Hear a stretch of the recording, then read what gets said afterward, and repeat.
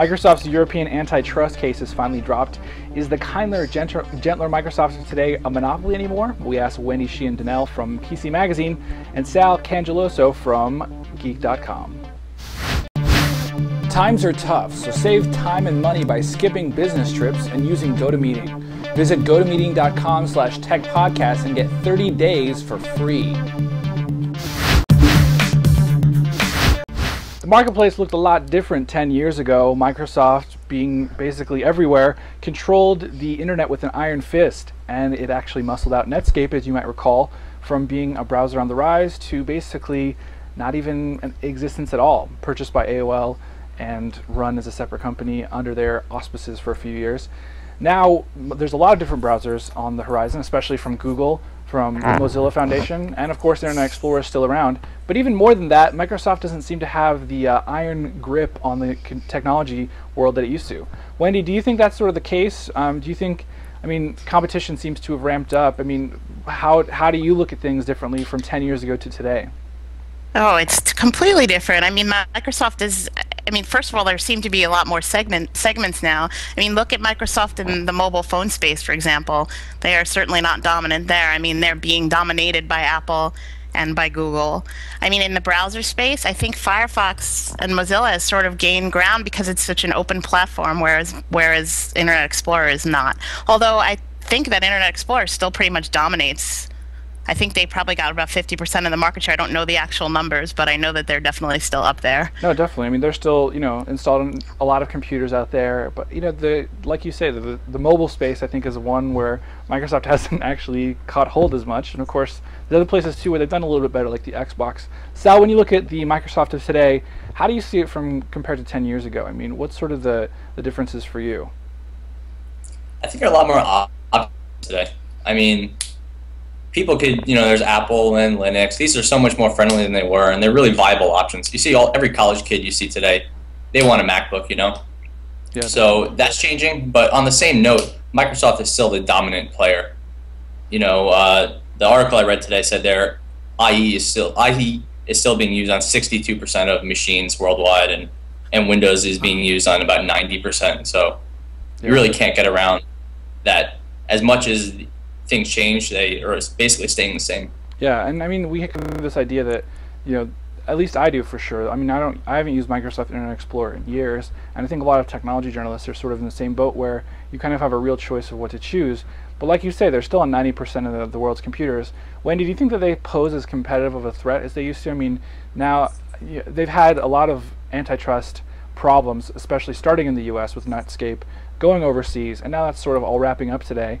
Do you think that they'll still have some of these same problems in the future just because they're kind of like that, as it were? They've been branded.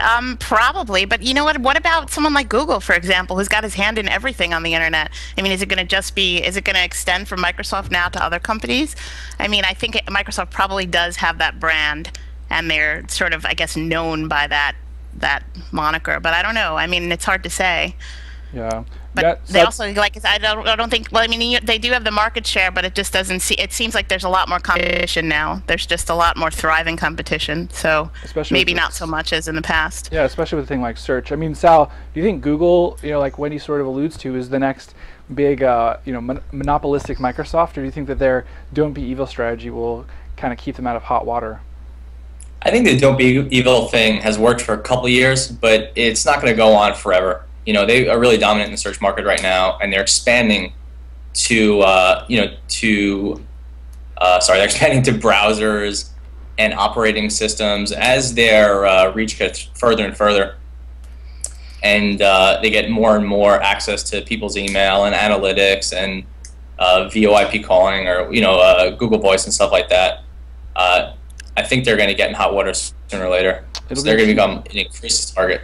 It'll be interesting to see I mean, I feel like I'm a little bit wary of using all of Google's products just because simply I don't like giving one company that much control over me. And more to the point, say the worst case scenario happens and somehow Google goes down. I don't know, that it would be possible for every aspect of Google to go down.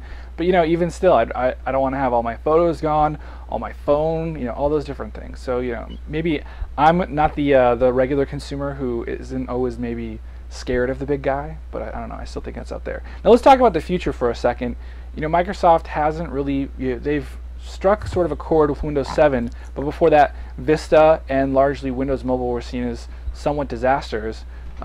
Wendy, looking forward, do you think Microsoft is back on the right track to, I don't know if to become another monopoly on our minds again as much, or even just to be a good company? Do you think that they're on the right track to be a better company? They were probably on the right track to be a better company, but I don't know. I mean, if you just look at Apple, they have 10%, I think you said, of the market share, maybe less. But I mean, they're at least a viable sort of competitor. I mean, I see Microsoft probably getting back some ground with Windows 7, but not. I mean, the thing is, people don't. If they don't like Microsoft, they're still using it, so it doesn't matter. Yeah. If 90% of the market is using it, who cares if they like it or not? It doesn't. You don't have to like it. You know what I mean? No, exactly. And Sal, any final notes on this whole rigmarole here for the future or even the past? No, I think Wendy basically summarized it. Microsoft it kind of is what it is, and if you have to use it for work or it's the only operating system that you're familiar with because you've been using it for the last 10 or 20 years or whatever, then it's sort of what you have to stick with. Yeah, definitely. Sal, even if their image changes, maybe you're less reluctant to still use it, but you're still going to have to use it. Yeah, whether or not. The big guy is still out there, I guess. Wendy Sheehan Donnel from PC Magazine, thanks for coming on the program. We really appreciate it. Also, thanks. Sal Cangeloso from Geek.com, thanks for coming on the show as well.